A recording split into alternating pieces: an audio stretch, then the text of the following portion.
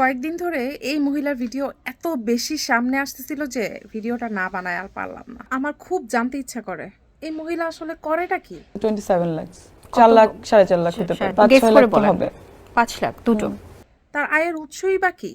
ভিডিওগুলো জাস্ট একটু দেখেন। এটা হচ্ছে ডেট জাস্ট রোলেক্সের। এটা যখন কিনছিলাম অনলি 16 লাখ ছিল ইউএসডি, সিঙ্গাপুর থেকে না, অনেকদিন আগের, বাট এখন এটার প্রাইস আছে 27 লাখ।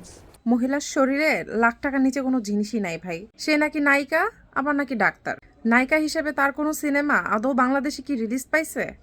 আমার কিন্তু জানা নাই। আর তার ডাক্তারি প্রফেশনের কথা আমি এবার কি বলবো বলেন? এটা না হয় আপনারাই বইলা যান। বাংলাদেশ থেকে সাবরিনা আর এই বেডিরে যদি দূর করা যায় তো সোশ্যাল মিডিয়ায় মনে হয় আইসা একটু শান্তি পাইতাম ভাই। এই মহিলা নাকি আবার 2 দিন পর পর দুবাইও যায়। দুবাই, মালয়েশিয়া, সিঙ্গাপুর থেকে নাকি 2 দিন পর পরই লাখ লাখ টাকার জিনিসপত্র কিনে ভাই। কই পায় এত টাকা? হচ্ছে প্রায় 14 লাখের কাছাকাছি ছিল। এটা আমি নিয়েছিলাম সিঙ্গাপুর থেকে। বিভিন্ন ইন্টারভিউতে যদি তার জিনিসপত্রের দাম জিজ্ঞেস করা হয় 4 লাখ, 5 লাখ, 16 লাখ টাকা দাম বইলা বইসা থাকে।